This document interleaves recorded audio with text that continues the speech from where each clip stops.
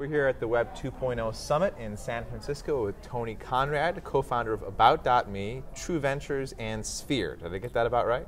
About right. About right. So About.me, right? Part of the founding team of True Ventures. Team True Ventures. Okay. So I may have missed it, but who's going to be the new face of About.me on the Billboard in Times Square? So it's a group called In Nation, okay. And they totally won in a landslide. Okay. But we're excited. We were just out in New York last week, and we got to unveil them in Times Square. And I had to say that they were totally stoked. They were actually launching, as serendipity would have it, they were launching their new CD release the following day. So it was a great event for them, great event for us. Yeah, how much participation did you get in that at the end of the day? Crazy participation. Over 50,000 people signed up for it. We had, I think, just under 500,000 votes.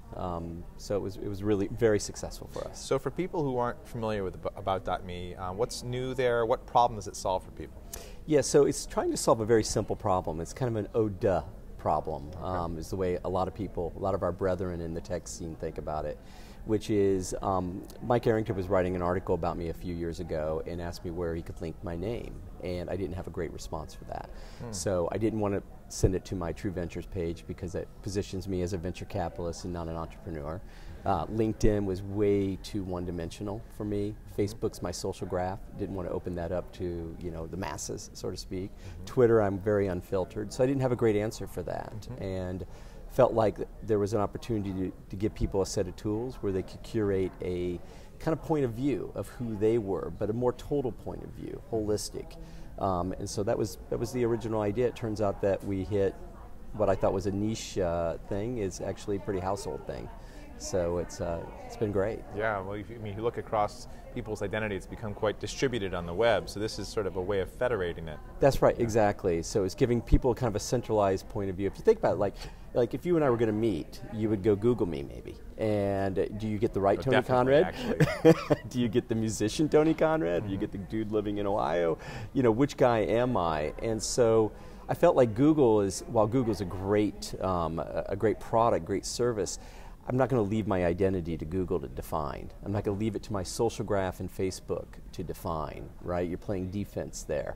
So the idea was to allow me to be able to present myself a picture, a little biographical information, which might be my resume combined with some personal things, like I like sumo wrestling or whatever it is, and then connect all those social media services where I'm very active, put those on the page, so the page is always dynamic, the page is always living. So it's kind of a one-stop shop for people to get to know who you are.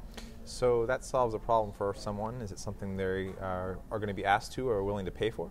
I don't want people to pay for it. I don't think it's that type of service. Okay. I think part of the premise of our acquisition by AOL was that eventually it rolls up into what I'll call a login type service. So, companies like AOL and Yahoo, et cetera, have a lot of their page views are driven by people coming to log in to email, AIM, those type of services, and I think About.me will become that type of service too.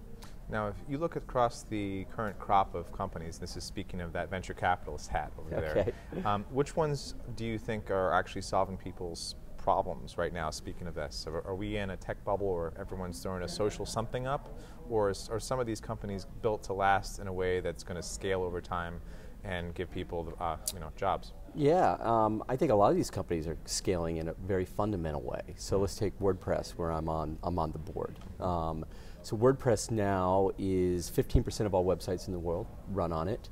22% of all new websites created last year were on WordPress. So it kind of insinuates a bit of an acceleration. And that's the code, not WordPress.com. Well, that's WordPress.com, WordPress.org combined. So the two together. So what's fascinating about that to me is that we didn't know we needed a new CMS for the web, but we actually have a new CMS for the web. And I wouldn't be surprised at all to wake up in a couple of years from now and WordPress 5 out of every 10 Google results be running on a WordPress CMS. So I do think that there's lots of companies out there solving fundamental issues. And then I think there's lots of things that kind of pop up. The magic and the serendipity of tech is that so many things pop up, like Steve Jobs would say, my job is to figure out what people want, not to get them to articulate it. right, to provide it. And I think a lot of the great technologies, Twitter and Instagram and companies that are sprouting up, they've really kind of thought in a kind of very forward way and kind of figured out like, oh, what might be some things that I want that are going to be helpful to me, right? That I didn't realize I wanted. I didn't realize I wanted to communicate with a bunch of people I don't know. Turns out, as an example, many people do. Exactly. Maybe in an easy way that everyone else can follow. Exactly. Turns out. So, last question. True Ventures, as I think, is an investor in MakerBot. Right? We are. Which is in fact, I led the investment. Bree Pettis. So, what opportunities do you and your colleagues see in the nascent open source hardware movement? Well, so I think that open source is always something that has been a pretty deep focus for us, and we get excited about. I think it started with Automatic and WordPress. I think that what Bree has figured out is that it's not so much hardware.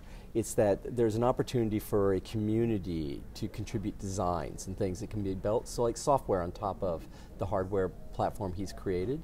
And I think that's very exciting. The numbers certainly suggest that that's a good strategy, and so he's doing incredibly well. Great. Well, thank you for the perspective there, sir. Likewise.